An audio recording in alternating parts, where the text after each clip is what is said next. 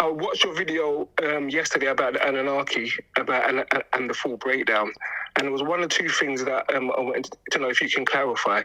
Is the first one is when you spoke about the Anunnaki, some of them being left here, and then some of them being left here in spirit form. I wanted to know that in the church, when they catch the spirit, is that the spirit that they are catching? Is it part of the Anunnaki spirit that they're catching? Absolutely. That's my first question. Yeah.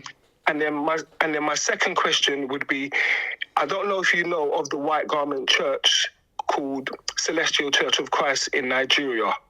They wear white garments. Yeah. They are a Yuroba. I wanted to know, now, the first book that I really came across images of the Anunnaki, they were wearing like white garment cloths. The people, what were they called? The Dungai, Dingir. people, Yeah. and the white garment church, because I'm part of that white garment church. So the first book that I saw was Brother Polite's book, and there was images that I saw in that book, and for some reason it was just resonating with me. I was thinking, wow, this looks very similar to what it is that these lot wear. So I know that. Well, my question is there a connection between the Yoruba people and the Anunnaki and them forces there? Okay. Sorry if that was a bit much. Thank you for your question.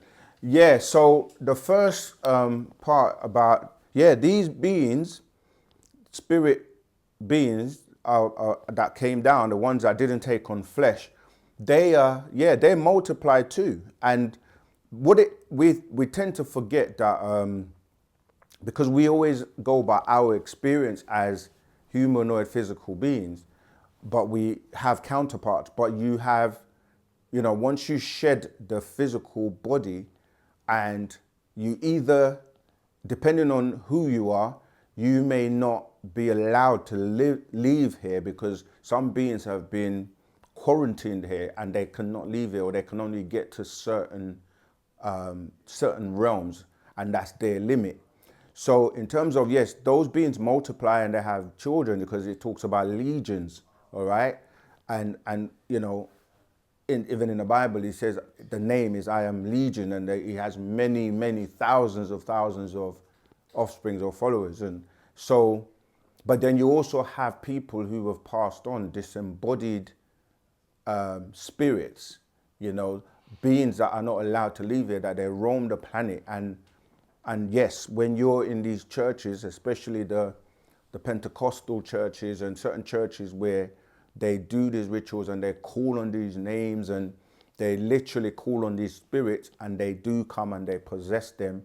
And during that possession, you're dealing with a fusion of an entity, a disembodied entity with a physical body that's alive. And then that fusion causes the convulsions and all the foaming and the being thrown on the ground and all of that, where people said they say they've caught the Holy Ghost, because those are what they really are.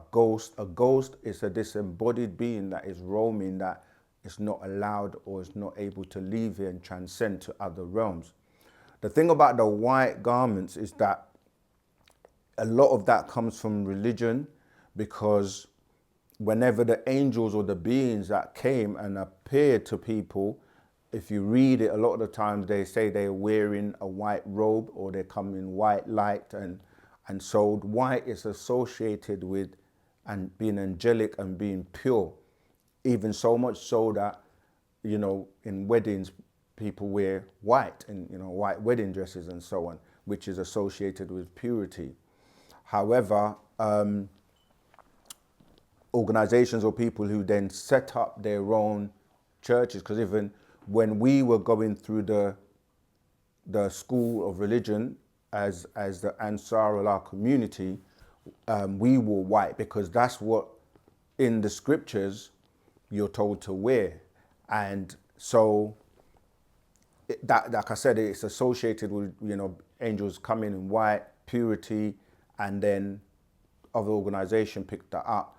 And then some people will say, Jesus was walking and suffering barefoot, so they don't wear any shoes or sandals.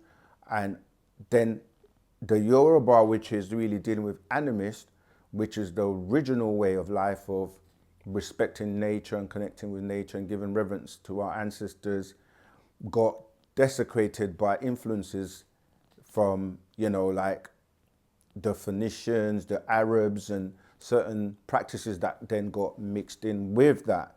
And so a lot of people don't realize that they're practicing, it's not what they're practicing today, it's not pure. It's been, you know, it's been infiltrated.